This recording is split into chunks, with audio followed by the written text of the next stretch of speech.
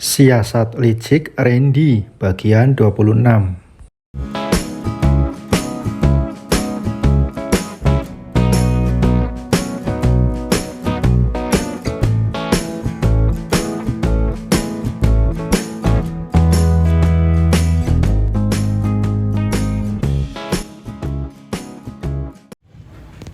Nana merebahkan tubuhnya dengan pikiran yang berkecamuk. Rasa kecewa yang teramat dalam dirasakan oleh Nana. Mungkin ini juga yang dulu pernah dirasakan Aldo saat Nana sedang tergoda oleh lelaki lain. Jangan-jangan Mas Aldo juga sedang tergoda oleh wanita lain, karena ciri-cirinya sama seperti aku dulu saat merasa bosan dengan Mas Aldo, dan ada lelaki lain yang tersimpan di hatiku.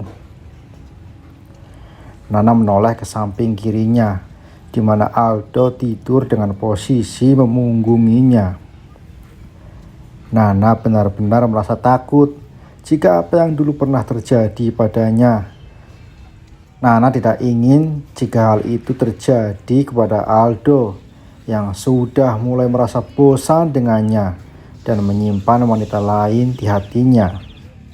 Semoga saja penolakan Mas Aldo benar-benar karena sedang merasa capek, bukan karena sudah bosan denganku dan ada wanita lain di hatinya.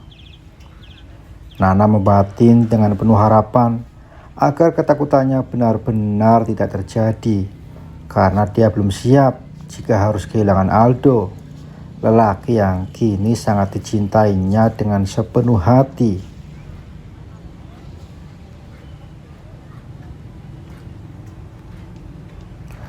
Rutinitas di pagi hari masih sama seperti hari-hari sebelumnya.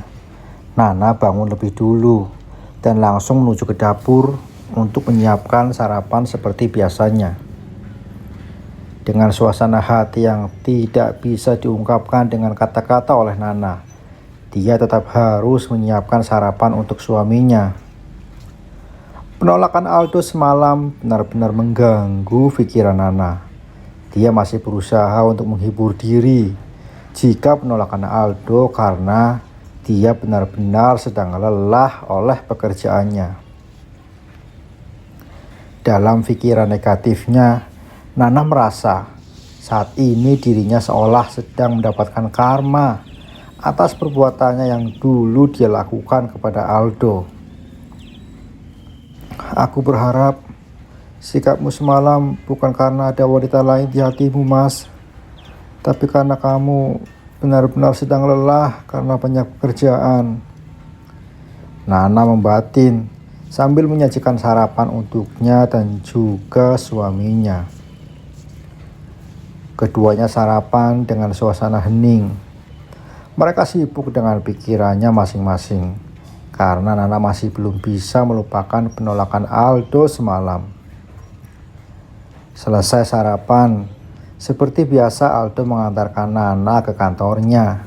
Setelah itu, dia pun berangkat ke rumah Pak Bagas untuk mengantarkan pria itu ke kantor. Di meja kerjanya, sesaat setelah Nana sudah sampai di kantor, dia masih memikirkan perubahan sikap Aldo semalam. Selama 3 tahun menikah, belum pernah sekalipun Aldo menolak saat Nana menginginkan nafkah batin. Justru yang sering menolak adalah Nana. Saat itu Nana menolak karena sudah mulai merasa bosan dengan Aldo dan ada pria lain di hatinya. Sekarang di saat Nana ingin merubah dirinya untuk menjadi istri yang baik dan berbakti kepada suaminya, yang terjadi justru Aldo yang berubah sikap dan seolah tidak mempedulikannya. Nana, ke ruanganku sekarang juga, perintah dari Rudy yang menyadarkan Nana jika sekarang dia sudah sampai di kantor dan harus melupakan masalah pribadinya. Nana segera menuju ke ruang kerja Rudy dan menanyakan apa yang bisa dibantu. Rudy tersenyum melihat kedatangan Nana. Pria itu pun bersikap sama seperti biasanya kepada Nana. Rudy berusaha untuk menggoda Nana dan meminta pada wanita itu untuk melayaninya. "Maafkan saya Pak Rudy, saya sudah tidak bisa lagi melakukannya. Saya ingin berubah, benar-benar berubah demi Mas Aldo. Saya ingin rumah tangga saya baik-baik saja dan kembali lagi seperti dulu. Tolong, jangan paksa saya." Nana menolak dan memohon kepada Rudy supaya tidak memaksanya. "Kamu sekarang sudah benar-benar berubah, Nak. Kamu lupa? Bukannya aku sudah memenuhi janjiku untuk menaikkan jabatanmu?" "Maaf Pak, kalau memang Bapak mau, sekarang juga saya mau kok jabatan saya diturunkan lagi. Bahkan saya juga bersedia mengundurkan diri jika Bapak menganggap itu sebagai alasan untuk tetap bisa merayuku," jawab Nana pasrah. Nana memang sudah bertekad ingin berubah. Apapun akan dia lakukan. Bahkan resign dari tempat kerja pun akan dia sanggupi. Meskipun semalam saat keinginan resign dia utarakan kepada Aldo, pria itu belum bisa mengizinkannya. Rudy pun tidak bisa memaksa Nana karena wanita itu terus saja menolak permintaannya. Akhirnya Rudy membiarkan Nana kembali ke ruang kerjanya. Rudy akhirnya mulai berpikir untuk berhenti mengejar Nana dan lebih fokus pada pekerjaannya serta kepada Risti tunangannya.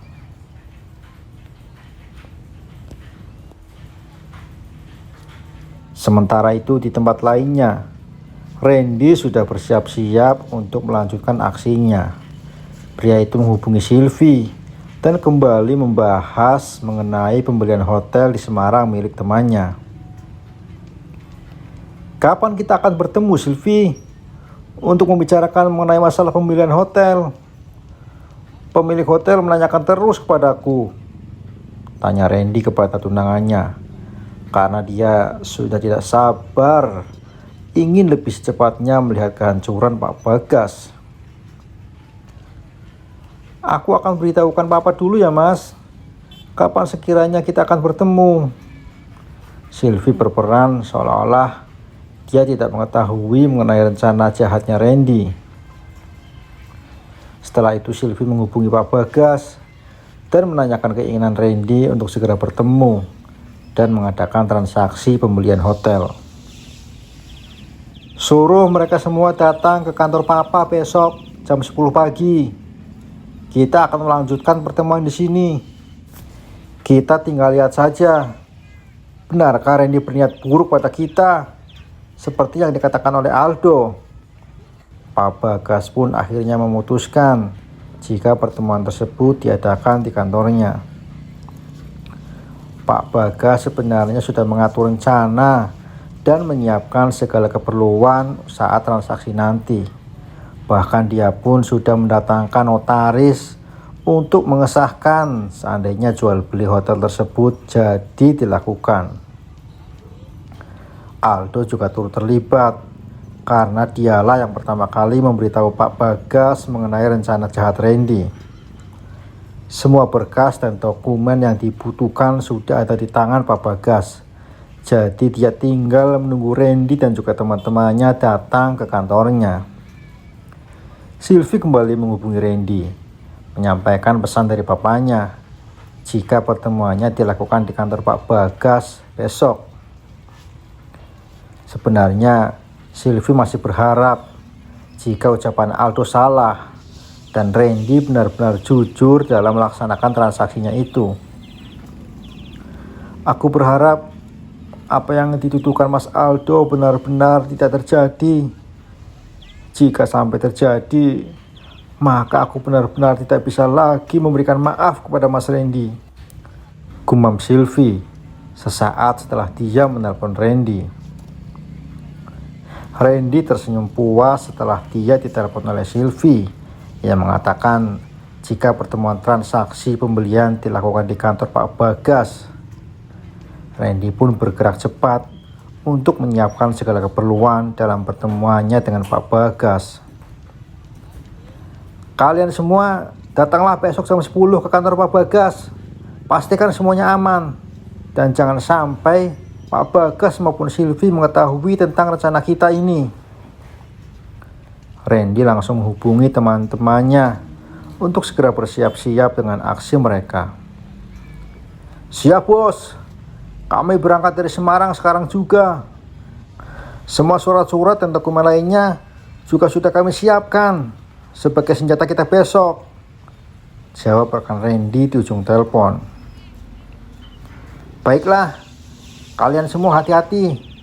Aku yakin rencana kita pasti akan berhasil. Randy kemudian menutup teleponnya. Raut kegembiraan tergambar jelas di wajahnya. Dia benar-benar tidak menyangka jika prosesnya bisa secepat ini. Silvi dan juga Pak Bagas ternyata percaya penuh kepada dirinya sebagai perantara mewakili pemilik hotel yang ada di Semarang.